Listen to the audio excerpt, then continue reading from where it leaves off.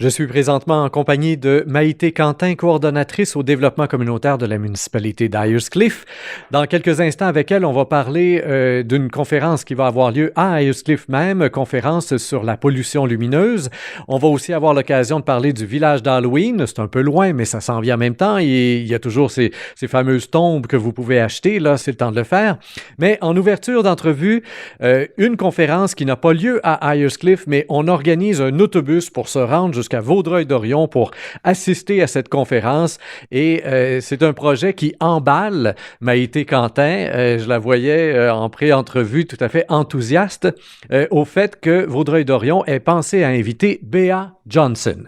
Alors Maïté Quentin, tout d'abord, vous voulez nous situer Bea Johnson. Qui est-elle? Pourquoi est-ce qu'on va noliser un autobus là, pour aller la voir à Vaudreuil-Dorion?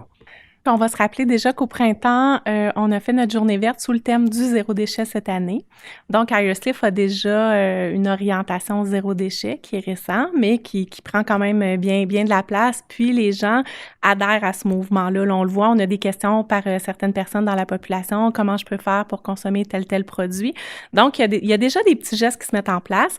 Le CCE, le Comité consultatif en environnement, travaille actuellement un guide vert qu'on est à construire, qui devrait être publié début 2019 pour aider la population à vraiment poser des gestes concrets à la maison, pour les boîtes à lunch, pour toutes sortes de sujets finalement qui vont dans l'orientation du zéro déchet pour faciliter la consommation.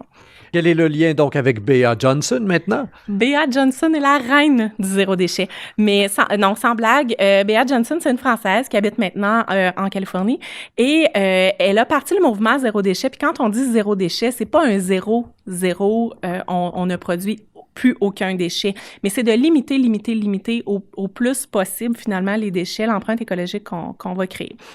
Donc, Bea Johnson s'y connaît. Elle applique le principe du zéro déchet avec sa famille. C'est une famille de 4 personnes et ils produisent l'équivalent d'un petit bocal de verre par année en déchets. Donc, c'est vraiment impressionnant. Et elle a toutes sortes de trucs, d'astuces. Ses conférences sont drôles.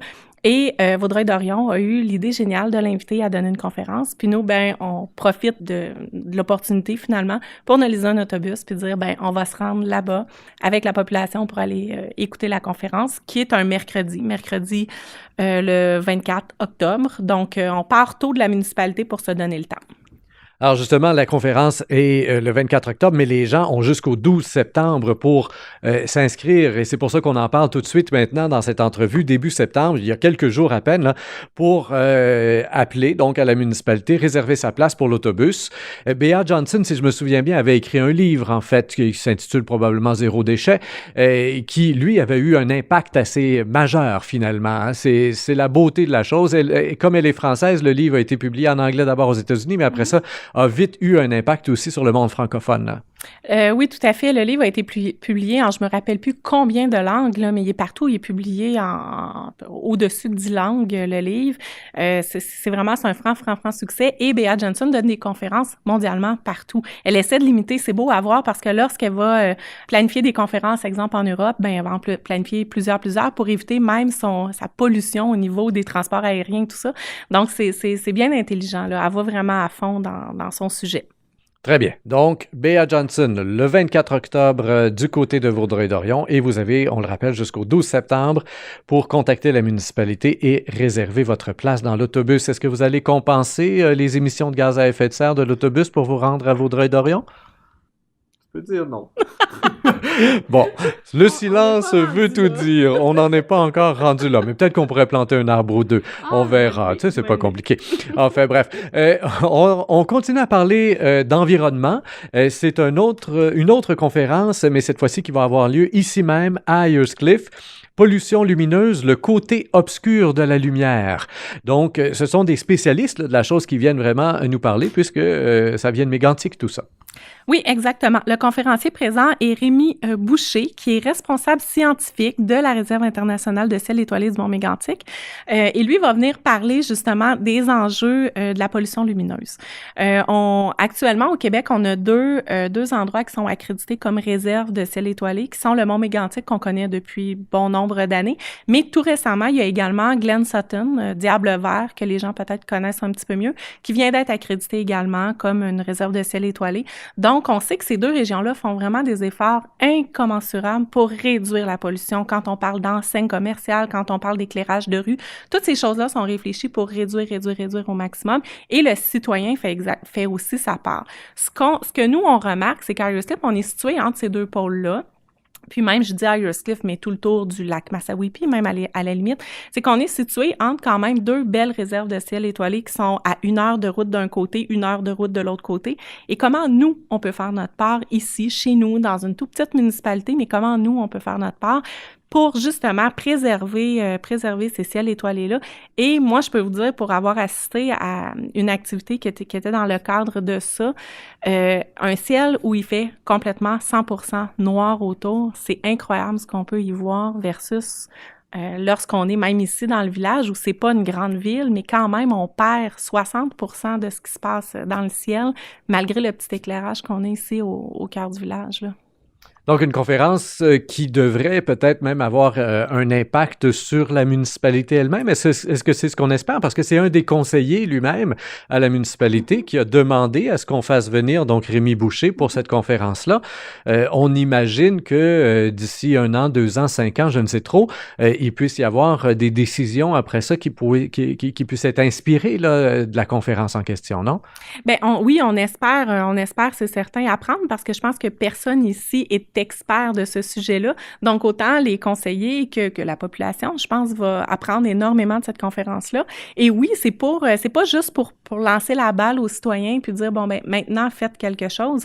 C'est la municipalité aussi qui veut prendre des responsabilités face à ça. C'est certain qu'il y a toujours l'enjeu de sécurité. On peut pas dire, ben on va éteindre les lumières de rue parce que, bon, ça en prend, mais il y a des gestes qu'on peut poser concrètement, peut-être les aires d'éclairage ou ces choses-là au niveau des parcs, au niveau de... Il y a des gestes à poser dans le cadre de, justement, la conservation des ciels étoilés. Donc, c'est le 3 octobre à 19h. On vous propose tout de même, chers auditeurs, de réserver votre place. Question de savoir un peu combien de chaises il faut mettre dans la salle et toujours en appelant à la municipalité. Et le tout, ça se déroulera où exactement? Au centre communautaire. Au centre communautaire. L'Halloween, c'est le 31 octobre habituellement, mais chez vous, c'est le samedi 27 octobre. Et c'est maintenant qu'on prépare le village d'Halloween. Alors, où est-ce qu'on en est rendu, là? En fait, c'est pas juste le 27 octobre. Nous, on a décidé que l'Halloween, on aimait trop ça. C'est les 2 dates. Donc, on a le village d'Halloween avec les activités pour la famille. Comme on connaît, c'est la 3e édition, donc depuis déjà 2 ans. Et la 3e année cette année, qui est le samedi 27 octobre. Mais par contre, la collecte des bonbons de porte en porte reste le 31. Donc, c'est les 2 dates qui sont valides. Là, ce qu'on est à faire présentement, c'est mettre en place le cimetière du financement. Les gens voient, là, ça va être la 3e année que les gens voient en place au cœur du village, au parc de la bibliothèque, le cimetière du financement d'année en année qui double à chaque année parce que, bon, les citoyens achètent des monuments, des croix à leur nom, au nom de leur famille. Il y en a même qui mettent des trucs drôles dessus. On a vu ça l'année passée. Donc, on est tout là, présentement, dans notre plan de partenariat. On a déjà des partenaires majeurs qui ont signé des ententes, mais là, c'est les citoyens puis les marchands également qui prennent leur engagement puis qui achètent des monuments, des croix. Et on donne jusqu'au 14 septembre pour faire la réservation parce qu'après ça, il faut produire. Il y a l'équipe de production du cimetière qui entre aux alentours là, du 15 septembre jusqu'au 15 octobre à produire tous ces croix puis ces monuments-là, puis peindre et puis, bon, tout ce qui vient avec. Et ça, c'est toute une équipe de bénévoles, en fait, qui s'investissent là, pour la qualité de l'événement, pour que, rendu au 27 octobre, on puisse vivre une expérience surprenante, agréable et tout ça. Et évidemment, qui dit bénévole dit pas quelqu'un qui travaille 40 heures par semaine à faire des petits monuments. Et c'est pour ça que ça prend 1 mois, finalement, pour faire tout ça. Alors, on vous invite donc à réagir assez vite d'ici le 14 septembre. C'est bien ce que vous avez dit.